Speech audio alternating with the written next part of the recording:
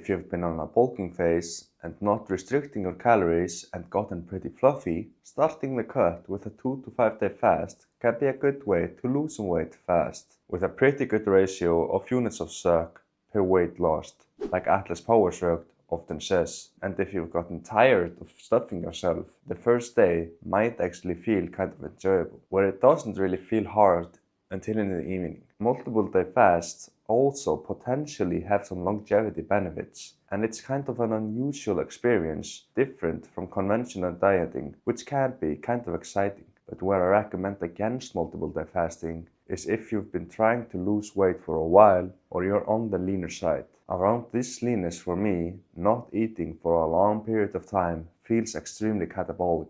I believe that your body has a baseline of leanness that it gravitates towards, and fasting under that baseline increases muscle loss on the cut significantly. If I skip meal under this baseline, even though I make up for it in the evening by eating double, I wake up the next day much lighter. People on YouTube like Alex Leonidas seem to be experiencing the same thing. The max I'd recommend is a typical intermittent fasting protocol. So 16-8 is pretty typical, but 20 hours, you're going the whole fucking day, you're probably just gonna be eating at nighttime. And that's what I did. It was essentially OMAD with a smoothie. That's what you're gonna be able to tolerate for the most part. It's harder to maintain muscle doing that. And I can see it going worse in terms of strength and lean tissue, even though you will be losing a bunch of fat. So I would advise against it. And Brian Johnson. No, I used to do 1 meal a day. My body fat went down to 3%. Whoa! A bit too low. How low were your calories? Same, 2,000. Just having it all in a single window, it had the effect of dropping my body fat. 3%, that's... And I suspect that the rapid weight loss that Brian experienced came from muscle loss. And as you can see, the guy is borderline shredded. All that said, I still do intermittent fasting on most of my cuts because it just makes things so much easier. You will probably lose a bit more muscle eating from 12 a.m. to 8 p.m. than if you would just eat when you wake up and an hour or two before bed. But if I would estimate, it's maybe 5 to 10% more that you lose on a 16-hour fast. But it's nothing compared to the muscle mass you lose on longer fasts, like eating 1 meal a day. Multiple day fasting is a very effective tool which will allow you to lose 1 to 3 kilos in just a couple of days. And although some people might feel that the ratio of units of suck per weight loss is superior on a multiple day fast compared to regular dieting, the units of suck per day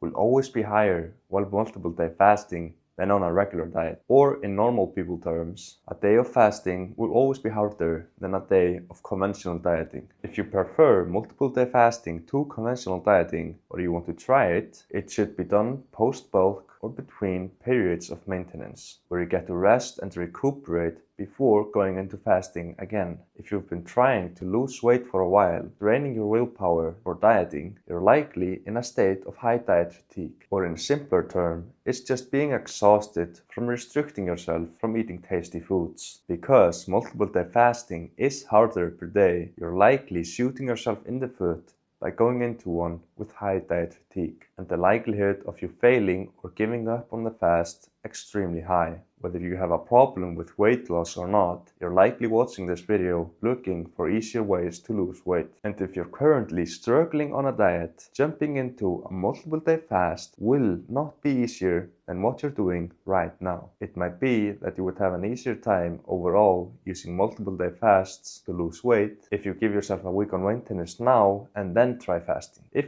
you're the type of person that prefers that. But if you don't want to take breaks from dieting, just leave multiple day fasting alone. There's also just something about failing a diet versus giving yourself a maintenance break. A Halo Top can be 80% as good as a Ben & Jerry's with 1,000 less calories, and that's just one example of hundreds of significantly lower calorie options that almost taste as good as the real thing. If you fail a diet, first of all, the rebound binge will probably consist of the higher calorie options that don't even taste much better, and not the substitutes which will cause you to feel much worse after the binge, both physically from eating all that junk and mentally from having failed your diet. You would probably gain a whole pound of fat just from that binge alone. And reaching the brink of your willpower and then failing is much harder to recover from than cutting it early. So, to conclude it all, if you're not in a state of high diet fatigue and over 20 to 25% body fat, give multiple day fasting a shot. If you're under 15 to 20% body fat, stay away from it. If you want to make weight loss easier, daily 16-hour intermittent fasts might help you with that, but they come with a small trade-off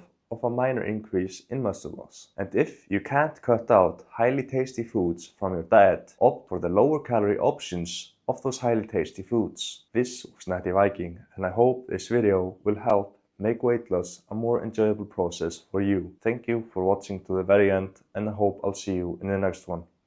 Peace.